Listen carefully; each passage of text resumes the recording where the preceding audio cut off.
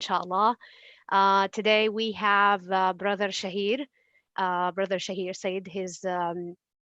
And a great example of a real Muslim.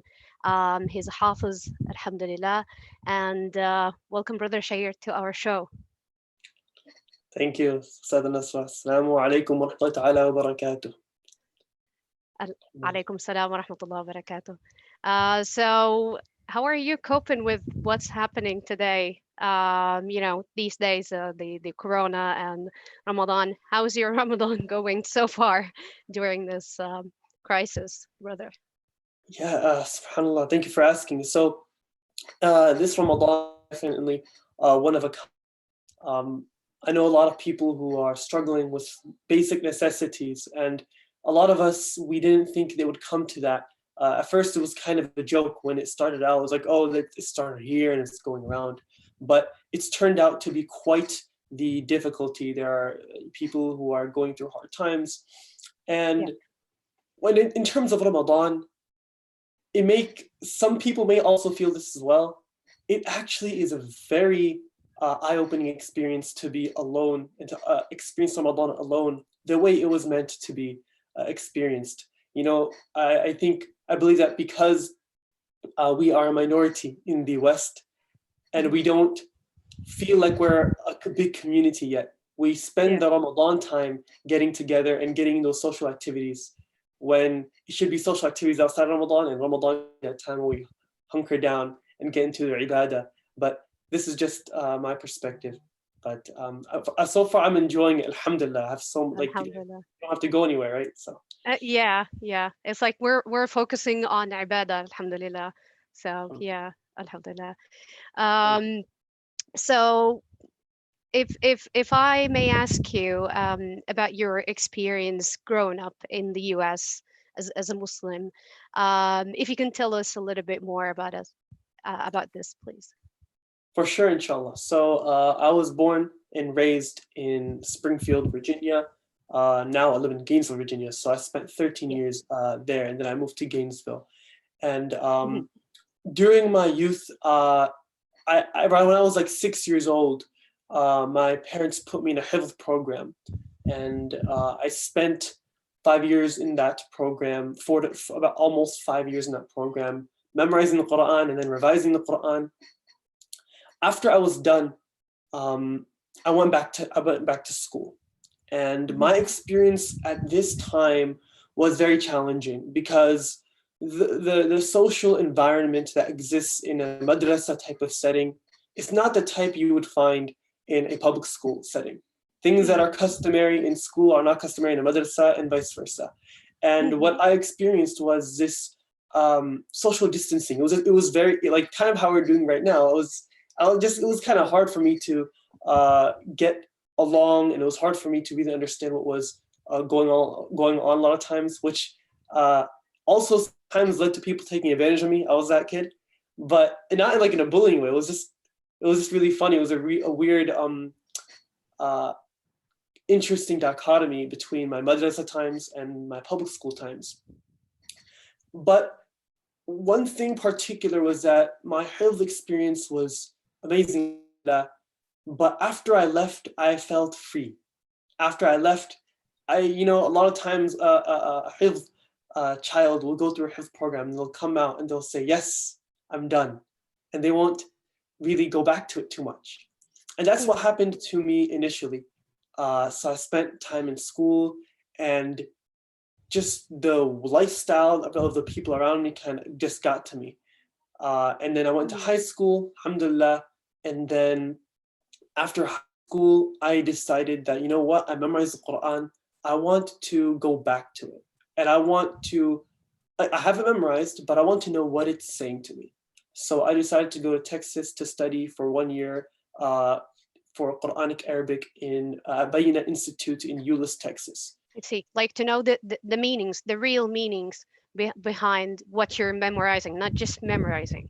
Absolutely, Mm, absolutely. I I got your felt point. it felt empty. It felt very empty. Mm, I felt like I'm reciting, but there's no spirit to it. But the mhm. moment I learned Arabic, alhamdulillah, um, it helped me connect with the Quran and the religion in a way that I could never have done before. And SubhanAllah. it just brings a halawa and a sweetness, absolutely. Um, Now, after this, I came back home to Virginia to study for 1 year in college. Um, After 1 year college, I realized that that was not my passion in life. I was good at it. I was good at computer science. I was good at it, but I didn't really care for it. So I went back to Texas, and now, alhamdulillah, I'm a full-time student at Qalam Institute in Arlington, Texas, and MashaAllah. I'm in the second year of the program. MashaAllah. That's That's great. where I'm right now. That's great. We're so happy Alhamdulillah. to have you in our live streaming show. Alhamdulillah. Happy to be here. Thank you. So if you can talk to us about your family parenting, style growing up in the US. Were they Yes, strict? Were they? Yeah, it's really important. absolutely. We're so eager to know about that. Of course. So my experience is a bit unique, even from the Muslim perspective. The way my parents raised me up, and the way that my Islamic knowledge came to me. So typically, in the community that I was in, everyone went to Sunday school, and everyone learned their basics there, and everyone learned it that way. And Mm, their parents would offer the guidance they could. For me, I actually never really went to Sunday school except probably 3 or 4 times, and then it didn't really work out. And most of my knowledge came from my parents and from my madrasa. The way my okay. parents were relatively strict. Alhamdulillah, Okay. they always pushed me to the hardest, to my limit. In fact, my dad, to this day, I mean, he doesn't say it anymore, but this is something he still holds to value today. And he used to say to me, alhamdulillah, he used to say, Shahir, for everyone else, the bar starts at 0 and ends at 10. But for you, the bar starts at 10 and ends at infinity. That's what he used to say to me. Oh, I So see. it was, it put a lot of pressure on me, and it Yeah. was in many ways good. In some ways, it made me doubt myself a lot. But alhamdulillah, for the most part, there was a very positive effect on me, because my parents really taught me that, you know what, no matter what you do, make sure you're the best at it. And I'm still attempting and trying to go down that path. So that was one thing. Um, Another thing was about my parents, particularly, was that they believed, they firmly believed that you cannot separate the deen and the dunya. You couldn't Mm, separate it. And something that I've always reflected on is the fact that many of us today, what we'll do is that we want both this world and the next, right? We're like, Ya Allah, I want to get to Jannah. I want this, I want that, but I also want the like this and this and this. Oh, like yeah, and we want to actually, enjoy dunya as well. exactly. And Yeah. sprinkling on top, like Jannah is the last part of our dua. Is like the very last 2 seconds of our dua, and everything Oh, else, the job, this and that. So, subhanAllah, just something that my parents really taught me was that if you want the next life, it can require sacrifice here. And being the best person for the next life means you're the best person here. They're not separable. And that's just a few things about my childhood and my parents. yeah. But if you can tell us how were they strict? So I understand the part about educating you to become a good Muslim, but how strict were they when it comes to like, like having your daily activities, for example, doing your daily activities. It, were you allowed to go outside, have friends, talk to them, like we have a lot of parents, and they really want to know because, yeah, um, how strict. Maybe they're not, they are strict, Mm. like your parents. Yeah, so Yes, so there are different places you can be strict in. So my parents were never strict in the time that I would have for myself. What I mean by that is that the they were strict in me getting my work done. For example, when I was in madrasa, I had to get my stuff done. But the moment I was done, I could do whatever I want, right? Mm. And there was no such thing as like, okay, here's a limit on your free time and then do work. It was do your work and then do whatever you want after that, but make sure you Mm. get your work Mm. done. I I was see. allowed to have friends, and uh, my dad encouraged me to do all sorts of extracurricular stuff, just, have fun. He said to enjoy my time. But they were strict in the sense that I was not allowed to give up my main purpose, which was to memorize the Quran at that time. And I was not allowed, Allah. as it is very common sometimes in Desi families, to get below an A. Or if you didn't get an A, it's like, not now, let's take away your privileges. Now Yeah. until you get good grades, we're going to take them away. But other than that's the sense that they were strict in. It wasn't overwhelming. Mm. It was a very balanced strictness that allowed me to be productive. I see. Yeah. MashaAllah. Um, and what about the community around your Muslim friends? What was the common style of that community? Yeah. So the way my community operated back then, so in Springfield, there are a bunch of masajid. And the way that the community operated, especially for people my age, was that people focused um, on sending their kids to Sunday schools and sending their kids to different programs. Sometimes they would send them overseas. Sometimes it was a very traditional community over there. And but then if it wasn't that, it was the extreme opposite. One extreme breeds the other, right? And not to say that one extreme is bad, but the other side, they didn't really have that sense because they were intimidated by the community that was really involved in the religion. Mm. And so for them, their parents would only focus on, hey, you need to get your work done and get to college, make I see. money, Yeah. and get out of the house and do this and do that. And this is kind of the what it was like then. But as for like my experience as a community, I was being a hafiz was very normal in Springfield at that time. Uh, at least a quarter of the Muslims you met were like, oh yeah, we go to the same madrasa, we study and we do this. Like they Um, have the same goal.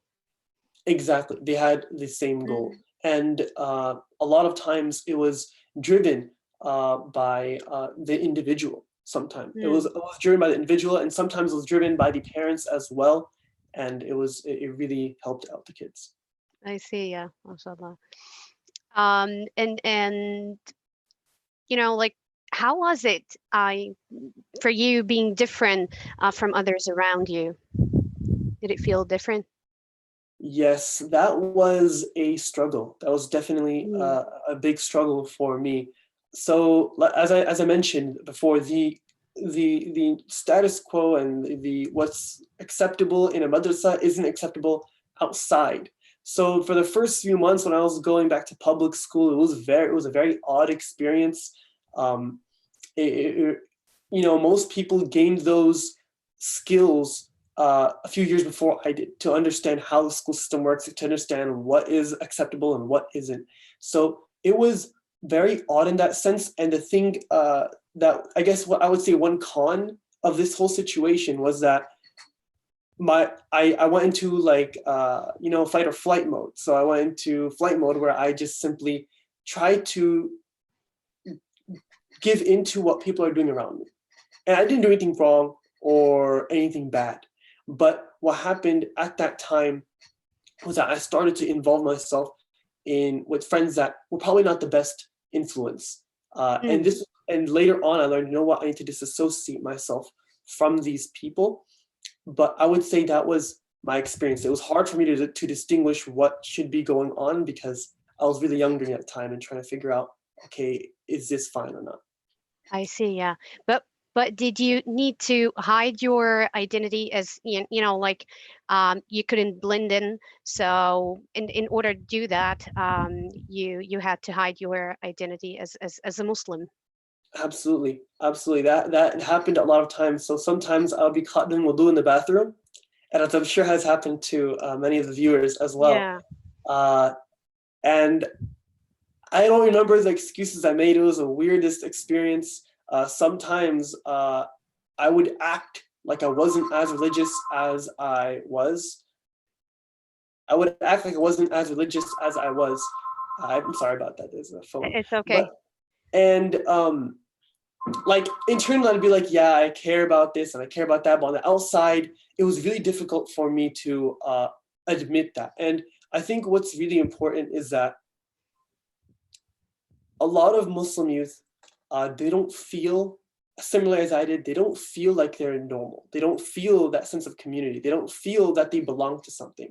And so it's important to develop that confidence is to have Mm. communities such as Muslimi too, mashallah, where there is a sense of community and there's a sense of looking forward to things and focusing on issues that are relevant on hand. And when that isn't present, then people come in thinking that they're the weird one. When in fact, if you go to Hajj, if you go to Umrah, you feel right at place. You feel like you're on top of the world. So that was something that I struggled with to keep my identity. And I was really only able to get that together in high school when I started meeting some more Muslim friends. Because when I moved to Gainesville, there's not nearly as many Muslims here as there are in as there was in Springfield. Yeah, So I only had about 2 or 3 Muslim friends, but these people were my lifeline. They really were. So I definitely had to hide my identity if that's what you're asking. I see. Yeah, yeah, mashallah. So did you have some big moments turning 13 and 16 years old? Yes, and I this also like this definitely ties into what the previous question as well, Yeah. because when I was in high school and I was around 17, 16 or 17, Hmm. all the things that were the hype at the time, everything that was encouraged for people to do, I couldn't do. As a Muslim, I couldn't. Right? All the I see. rave was hanging out with the opposite gender. It was going to Mm. prom, which is basically the same thing, and there's homecoming and there's concerts and all sorts of things that that conflict with our Mm. moral compass as Muslims. And it was hard for me to navigate through that. But the big moment, I would say, the biggest moment for me was when I met my first Muslim friend who was practicing. That was perhaps the most influential moment in my high school days that allowed me to become confident in who I am. Hmm. You know, for a lot of people might be getting their driver's license. In all honesty, I got my permit and I didn't really care about my driver's license till way later. That wasn't really a thing for me. Some people are, they want their car, they want this. I didn't really care Yeah. about that. Yeah, subhanAllah. And that's why, because everything else that people look forward to, I as a Muslim don't really look forward to. All the high school drivers are crazy, so I do not want to be on the road with other high school around the high school premises. So the only thing I looked forward to was really company at that time. And when I Mm. met that first Muslim SubhanAllah. friend, yeah, alhamdulillah. And luckily enough, this person was on the bus with me. And at first, we would avoid each other because none of us knew the other was Muslim. And we both thought that the other one was weird. We're like, okay, we're gonna stay away. But the moment we started talking, the moment we got engaged in one conversation, we just became friends right after that. And then Yeah. things would look It, up from there. it was like each one of you were, you were hiding the identity of being a Muslim till turned out to be, like you met him and talked to him. Absolutely. And Mm. that happens a lot in Muslim youth, a lot. And Mm. I was fortunate enough to have that practicing Muslim friend, but I could say that for every practicing Muslim, there were at least 3 or 4 non-practicing ones. And the Muhammads would go by Mos, the Abdullahs, they'd go by like Abdul, or they try to make it really they try to make it sound Yeah. really not not like and then making it trying to divorce it from the Arabic meaning. And True. yes, this was definitely something that was a blessing, alhamdulillah, to find someone else who shared that passion for showing their identity. MashaAllah. Alhamdulillah. So today we're talking about instilling manners and adab in our youth. I'd like first of all to remind our viewers, please feel free to leave us your questions. We're live on Facebook as well as YouTube, so you can just leave us your questions, and inshallah, we'll be talking about that. In the last 10 minutes of the live event, inshallah. So, you know, what does it mean from an Islamic perspective, and why is it important, to instill manners and adab in our youth, That's a Brother very Shaheer? good question. So, from the Islamic perspective, adab and manners, having akhlaq, good character, is integral to be a good Muslim. You Mm, know, there's a hadith where the Prophet ﷺ said the heaviest thing in your favor on the day of judgment will be good character. And what we mean by good character is the good character that is present even if you're not a Muslim. The basics. I'm talking about smiling. I'm talking about opening doors. I'm talking about pulling your own weight in a household. You know, there's a mm, hadith where the Prophet ﷺ said in Sahih al-Bukhari, you know, the most authentic compilation of hadith, he said that the Prophet ﷺ, narrating from Aisha anha, that he was constantly in the service of his family. He would sew his own clothes. He would take care of his own stuff, and he would he had yes. he had a character of servitude. He had a character of servitude. He always served people, always served people. And this is so, this is kind of the Islamic paradigm. And Mm, particularly for us to be able to attain that, it happens through understanding that in order to become someone of character, we have to follow someone of character. We have mm, to follow someone of character. And for us, that person is a Prophet Sallallahu Alaihi Wasallam. So we have to yeah, connect to his life. I see. Yeah, and and why, or let me ask you this, how do you think parents should do that, should instill those manners in their children,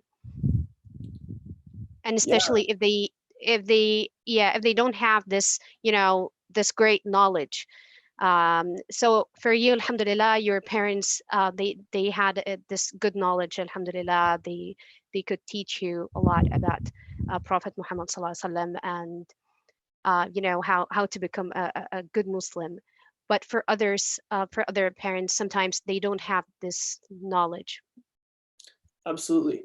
So one thing that Imam az-Zarnuji talks about on this topic, he's a classical scholar who wrote the book called Ta'lim al-Muta'allim, which is a book regarding how someone should approach the knowledge, how someone should approach it. And he talks about Mhm. how in order for someone to gain, sorry? I was saying is very interesting. That Yeah. So he was saying demon that, title itself, it's very interesting. yeah, the title itself is like the knowledge of the person trying to seek Yeah, it, right, of education. So true. he talks about the fact that in order for someone to get closer to Allah, in order for someone to want to become better and Hmm. to develop good character, he talks Yes. about how an environment needs to be set where there is a respect for those people. You'll Hmm. notice that in families who, and unfortunately, it's a very common thing today, right? There are families that respect scholars, and there's families that make it a point to disrespect scholars and say, you know what, they're all the same. In Urdu, we say "molvi saab," which is basically a derogatory term for, oh yeah, he's just someone that talks and talks at people. He makes people do what he wants. Um, and particularly, you'll notice that the children, either subconsciously or consciously, will inherit that same attitude. And it's very difficult to get out of that because Mm. it's like a layer around someone's heart that stops them from hearing you. It's like when someone drills into someone else a racist ideology, and from then on, it's Mm. always subconsciously in them that they can't receive that. So, how can it be achieved? By understanding that we need that environment. We need the, like, for example, the parents need to have this level of respect for scholars, and they need to have a routine where, or they need to constantly show that. They need to say, son, we don't know everything and we Mm, can't offer you everything. But there are people out there who can help us. There are people out there who mm, can teach us what we want and mm, teach us what we need to know. And a lot of times, something I touched on a little bit before is the separation of deen and dunya. So what we do is that we talk about deen in one particular context, and the only time that sometimes, and this is not always done with the bad intention, parents will bring up a religious value when they want their kid to do something. mm. Like, oh, Allah doesn't want you to do that. Oh, Allah wants you to do this. But in reality, in their head, they're thinking, I want you to do this, and Allah wants you to obey me, so do it, right? So oftentimes, it's important to bring up religion, even if you don't want your child to do anything. Just constantly reminding them, we do this because we believe in something more than the temporal world. Mhm. And when you instill that in your child, and when you yourself live that, because children live off example, monkey see, monkey do, right? They see Mm. what you do, not to say, anyone's a monkey. And for anyone out there who got, they see you and they observe you. Words are cheap, right? I can sit here and talk all day, but if your child sees you praying all your 5 daily prayers on time and sees you reading Quran and sees you actively trying to engage with the religion, they will inherit that. They will inherit that. So a lot of times it just I starts see. by taking a step ourselves. Hmm. I see. Yeah, mashallah. So if you can, tell us about the key, what are key manners, um, of teaching children, first, before the knowledge, teaching them manners. So what are those key manners? Yes, absolutely. So one of the sunnahs of the Prophet Sallallahu Alaihi Wasallam, Prophet So, Sallallahu Alaihi Wasallam, was that he would smile. And he would smile so much that people would say that we never saw him not smiling. Like, he was always SubhanAllah. smiling. His face was always smiling. And it's easy to say that, but I want to just think about the fact that this man went through so much more hardship than anybody else. He saw 6 of his own children pass away. His family, his own friends, he saw them suffer. He saw his Mhm. own people suffer. But this man, sallallahu alaihi wasallam, Sallallahu held a smile on his face. He held a smile on his face. SubhanAllah. And a lot of these key manners, particularly what you'll notice is that I keep referring back to the Prophet sallallahu alaihi wasallam, because Sallallahu Allah said in the Quran, لَقَدْ كَانَ لَكُمْ فِي رَسُولِ اللَّهِ أُسْوَةٌ حَسَنَةٌ. alaihi You, for you have a absolutely perfect example in the messenger of God. So that's why we always defer to him and always look at him, okay? So we have an example, let's try following that. And Mhm. a lot of times it's hard for us to connect to his life. It's hard for us to connect to his life. It's hard for us to learn more about his life because there are limited resources. We don't know where to get that information. We might just go on Google and say, okay, let's find a list of sunnahs. And it's difficult. But there are sources out there that are very beneficial to learn Sira. For example, one resource, I have a book right here. I'm not sure if I think it's Yeah, we reflected, we but can the see. book is Muhammad, His Life, based on the earliest sources by Martin Lings. There are some issues, some different factual mistakes in the book, but a great, great, great um, resource to learn more about the Prophet ﷺ, because when your children see that in you, when they see your desire to be, they will want to be like him. Sure. You don't have to convince them. They'll do it on Mhm. their own accord. And the second resource for this is the Qalam Institute podcast for Sira. I'm not just saying that because I'm their student. I'm not just trying, because this is something that has benefited me. This is something that's benefited thousands of people worldwide. Definitely, Um, we need to know about that. Yeah. Alhamdulillah, yeah. So it's you can find it if you have an Apple phone. You can download the Qalam podcast app. Just Oh, type mashallah. Qalam. Yeah, That's you can great. put in qalam and it'll be a podcast. And there's different talks. There's an in-depth seerah by Sheikh Abdul Nasir Jengda. There is the 40 Hadith of Nawawi by Mufti Hussein Kamani. There's so many free resources for everybody. And if you don't have an Apple, you can also find it on Spotify and on their website, Yeah, Qalam Institute, qalam.institute. And these are really good resources that can help us. mashallah. Particularly for our teens, because a lot of times sila can kind of fly over kids' heads, right? They don't need, all they know is the shaq al-qamar, the splitting of the moon, the washing of the heart, iqra bismi rabbika alladhi khalaq, and that's what kids need. But for teenagers, they need to see that there are other people like them. Like, Yeah. for example, when you learn about the sira, that Mus'ab bin Umayr radiallahu anh, a very young companion who was kicked out of his own home because he decided to believe in the Prophet ﷺ. And he was known to be rich. His family was rich. He used to wear perfume. He used to be very well dressed. They would say that you could smell his perfume even a week after he left a spot. That's how rich his Oh, family was. mashallah. But after he believed in the Prophet ﷺ, he was ostracized from his family, and they disowned him, and he literally ended up with nothing. And the Prophet ﷺ took him in. And many of the most famous Sahaba are youngsters. And when that's so empowering for our youth to hear that the most amazing Sahaba were the young ones. Yeah, I see. Yeah, it's very interesting, mashallah.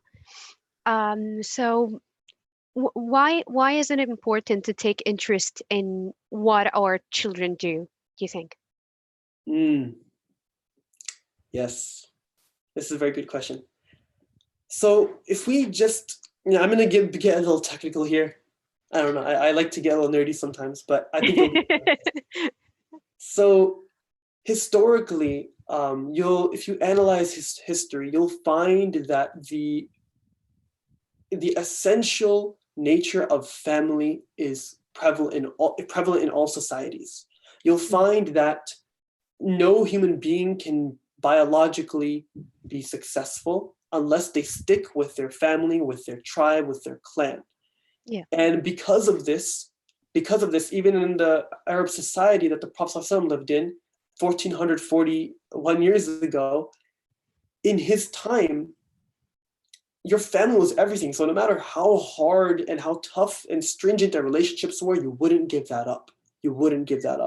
And just that societal fact alone made it that children would obey their parents no matter what, because that's their lifeline, that's their blood, that's everything. If they don't have that, they have nothing, right? They would say that the most valuable thing back then was not money, it was your word.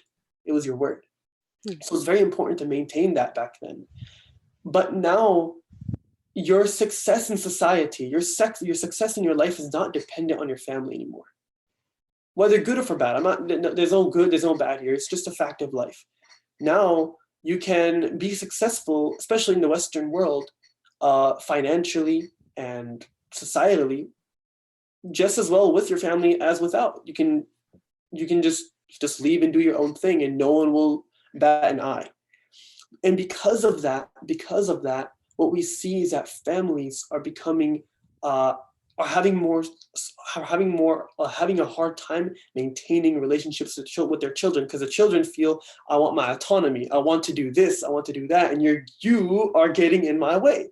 And that's what they will say. And this probably sounds very familiar to the parents here, that they'll say, I don't need you, why are you always in my way, why do you not want me to be happy? These are things that kids will say very often. Especially teenagers. Especially teenagers. And I'm not saying that teenagers were easy back then, okay? Teenagers are throughout the lifespan of this entire dunya. The teenagers are, mashallah, they're one of a kind. But because now obedience is not assumed, it's important that our especially our teenagers feel that they have a friend in their parents. And it's very hard to do that, because most of the time the parents who are raising these teenagers, lived in a society where that, especially if they immigrated into the United States, they lived in the society where the obedience was mandatory. You don't question Mm. it, you do it. And taking interest in your kids was not the most productive thing to do. Your job was to provide for your family, and that was it. You would provide and you would build a future for them, and that was the main thing that you wanted to do for your children. Mm. Now, the problem with that is that the Prophet ﷺ, he taught us how to invest in our youth. He taught us how to invest in our youth by caring about them, He would joke with them too. So even in his society, he set a timeless example for us here today to Yeah. look into to talk to our children in a way that we care about them, and to get involved in the things that they care about, to get involved in the things that matter to them the most. And without doing Yeah. this, children will feel like they don't care like the children will feel like that the parents don't care about them. Mm. So Um, they have to build this relationship. Absolutely. That relationship absolutely needs to be built. And that can only happen if someone genuinely cares about getting to know what their child is passionate about. Is extremely important, because what we'll find today is that, at least with my experience in the field, while talking, not I don't usually talk about the subject because I'm not a parent myself, but I know I do a lot of youth work, and I noticed that a very common feature between youth is that they feel underappreciated. They feel like their parents Mm. don't see the value in them. So it's important that we show that the kids have value, that the kids have that they mean something, and that they have that their passions are worth something, and that we get into it and we say, you know what, I believe in you and I Mhm. trust you. Yes. SubhanAllah. Um, if I can ask you, how do you think it's important for families to engage in the community? This is this is actually like a double-edged question, because there's so many factors at play here, and it Yeah. depends on the community, and depends on where you live, and there are so many factors at play here. But one thing that is important to realize is the definition of a community. What does a community entail in the Muslim ideal sense? The Prophet ﷺ said that the Muslim ummah is like one body. The Muslim ummah is like one body. When one part of the body hurts, the rest of the body hurts. Mm. Yes. Right? So Salah. if my Muslim brother or sister is struggling, I feel their pain. But what that also means is that when my Muslim brother or sister feels happy, I feel happy for them. And if we live in a community that this is possible, if we live in a community that has those resources, it is extremely important that we engage with the community, with our children, because our children need that societal influence. They need to feel that there are other people like them. There are other people like them.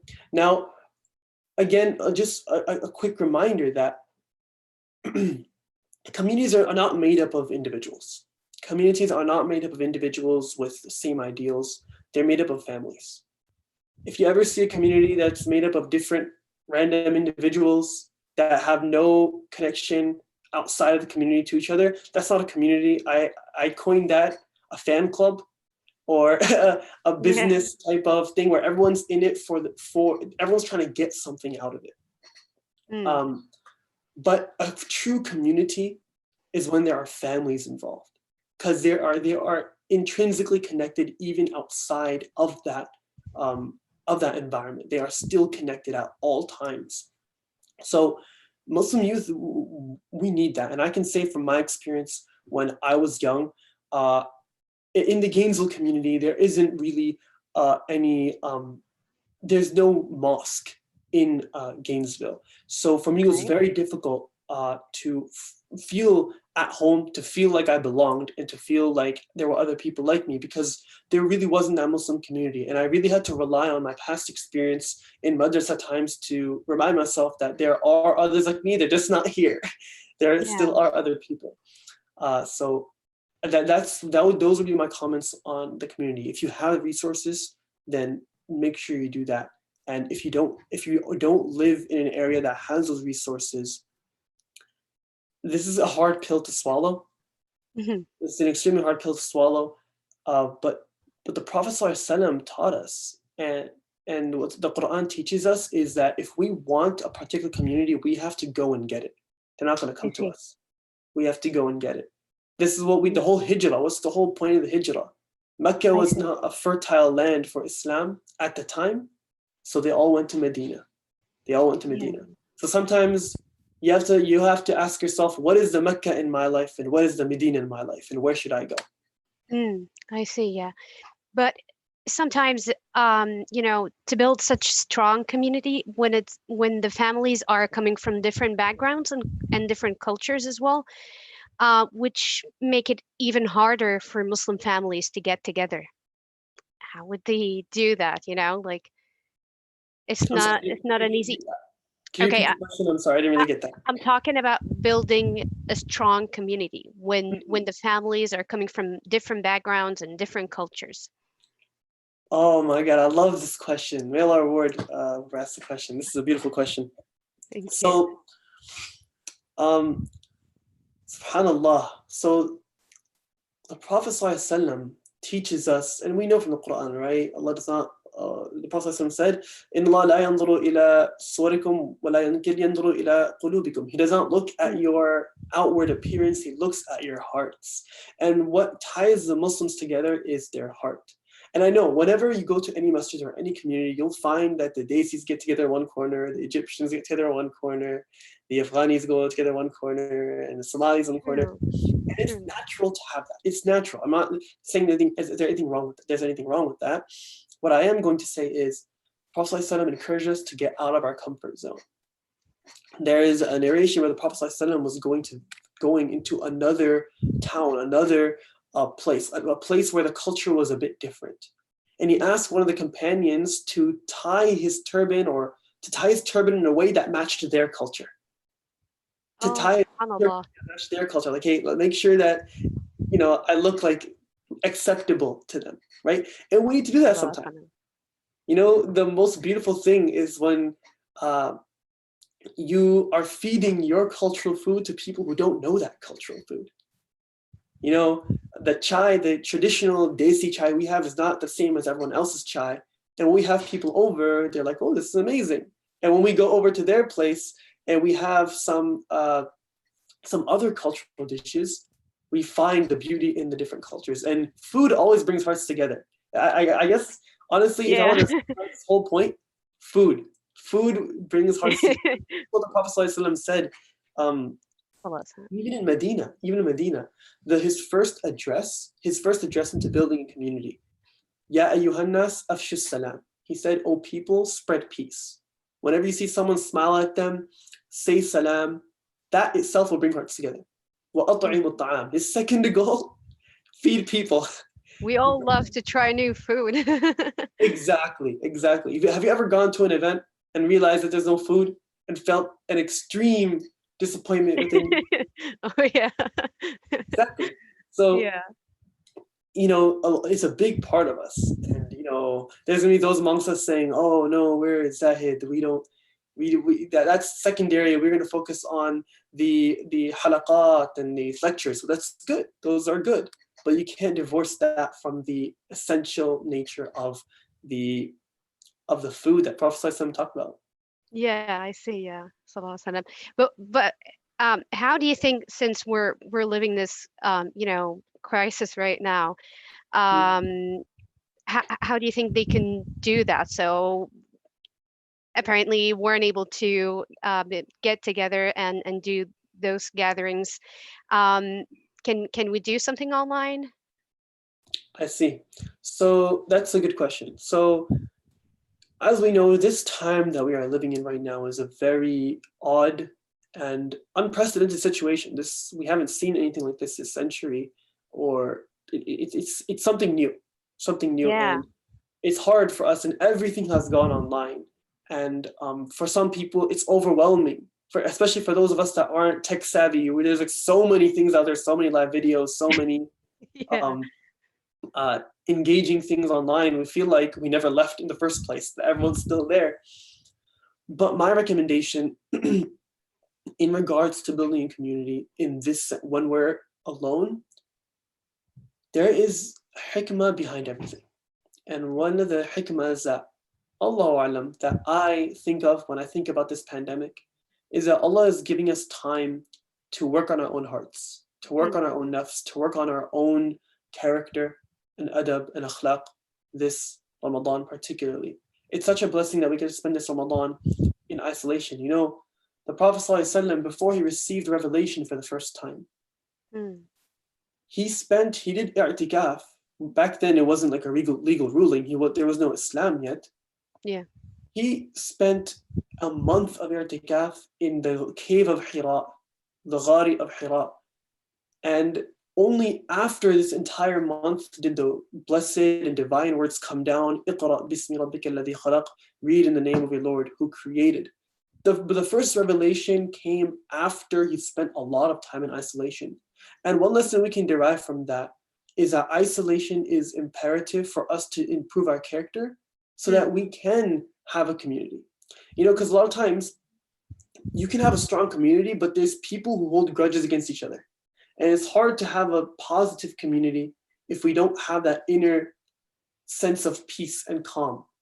So use this, to my advice would be that for this time, you know, spend time doing online, uh, attending online lectures, attending online webinars such as this one. But also keep in mind that this time Allah has gifted you and blessed you so that you can treat this moment like the cave of Hira. This mhm, is your cave of Hira. This is your time to reflect, to get close to Allah, so that when, inshallah, may Allah allow us to get back together as soon as possible, and may Allah end this pandemic. When we do come back together, we are totally different people and mm. better people. And that's my take on how we can build a community during this pandemic. It's not necessarily that we have to be together, I but we see. can be together if we work on ourselves, inshallah. Inshallah, inshallah. I think we have a question from Brother Luai. So he's saying sometimes youth feel that they will never be up to bar with their parents' expectations, and they will never have same Islamic or Arabic knowledge like them, which make them even more disconnected. What advice you say to them? Yes. So this kind of connects to the expectations that we talked about and how the environment needs to be such where the parents admit their faults too. Mm, And this is difficult because in order for someone to improve their knowledge and to get closer to Allah and to improve their character in all aspects of life, no matter what it may be, they need to understand there's always a step higher. And something that we do for kids sometimes is that we try making an example for them. So we say, you know what, be like me. I'll be your example and follow me. And when they can't follow that, they feel very, very discouraged. So instead of trying to make someone that you see an example, make someone like the Prophet ﷺ your example. I know I've been talking about him all the time, but there's a reason for that. There's a reason for that. When you make him your example, when you make the Prophet ﷺ your example, and you focus on bite-sized lessons, without putting too many high expectations, small things, very, very small yeah. things, like smiling. Smiling is one of the biggest ones. You know, another thing was one of my teachers, um, he told us about a moment where he had to discipline his kid. And basically his kid walked out and slammed the door. And I'm sure this has happened to many of us. If not, have done it ourselves, astaghfirullah, may Allah forgive us. Slam the door on our parents. And for many of us, we may have reacted very harshly. Like, who do you think you are? Why are you slamming the door? Don't you know better? But my teacher did one simple thing. He said, come back in. He Okay. said, what anger came to you that made your nafs take your anger out on the door? Like, How is that I love productive? that question. I love that. Exactly, subhanallah. So, what overcame you? We could have just talked about it. If you're upset with me, let's talk about it. And see, this is how we would do that. It's not all about knowledge. You don't need to wear. Encourage you to talk about it instead of, like, to explain why you did this, instead of blaming you for doing that. Exactly. Because Mm, a lot of children feel misunderstood. They mm, feel that whenever they get upset, their parents may take it as disobedience and disrespect, and they're like, no, no, I'm just angry. Can't Am I not allowed to be angry? Right? So a lot of yeah. times, like the question was like Arabic and knowledge, and that's not necessary. You don't need to be wearing kufi or this to have good character. You don't need that.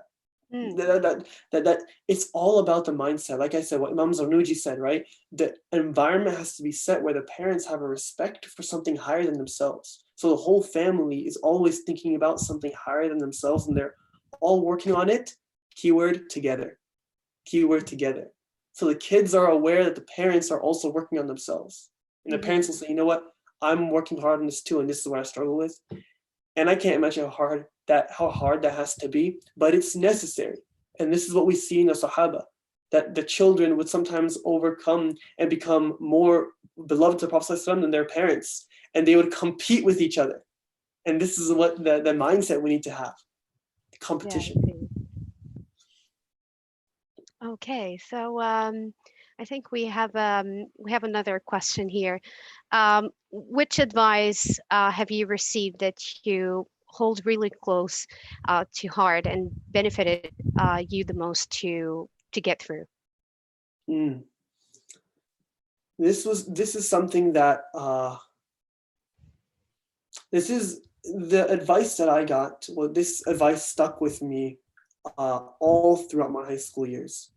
And the reason I'm being dramatic. I'm not gonna mention the advice till I talk about how it affected me. The way it affected me was that the reason it affected me so much was because I felt that everyone else was different, and that I was one way and everyone else was another way, and I always needed something to turn back to. And the advice that one of my teachers gave to me back then, um, just a local person, not like a big name, just a local person. He said that, look, Shahir, no matter what you're going through, and I'm sure you're going through a lot since you're a young Muslim in a society that's not all Muslim, and the Muslims that are there may not be fully practicing because of their own personal issues and struggles. You may feel that you're out of the fold and you feel like you're just kind of out there, but know that Allah put you in this situation at this time for a reason. The struggle you and I go through um, is something that is predestined, and Allah is just trying to make the better of us. My parents, when I was young, my dad, he would put me in the water, and I would panic at first to swim. I would panic to learn how to swim. But we have to understand that Allah is doing it to us. He's putting us in difficult waters, but the goal is not to drown us. The goal is to see us come back on our feet and swim. And Mm, this is something that I think is really powerful, really important for youth to understand, because a lot of times they feel that Allah is against them. They feel that mm. Allah's angry at me. Allah's really, I'm like this. Um, Allah doesn't want me to get close to Him. But once the youth understand that they are in their struggles and they're experiencing the struggles they are because Allah wants them to become the best person possible, it's something that is very powerful. And that's something that I would say affected me a lot. And before that, I was struggling a lot, and that really helped me out. I see. Yeah, mashallah. It's an honor having you on our weekly webinar, Brother Shahir. It was so nice talking to you today. Um, Wish you all have a blessed Ramadan, inshallah, and may you and your family stay safe, inshallah. Um, um, Uh, Thanks again, Brother Shahir. I would like to remind our community that our weekly webinar is held at 6 p.m. Eastern Standard Time. So please be there and send us your questions. Jazakumullah khairan all, and see you next week, inshallah, next Thursday. Jazakumullah khairan. Thank you, Brother Shahid. Thank you for having me. It was an honor. Thank you.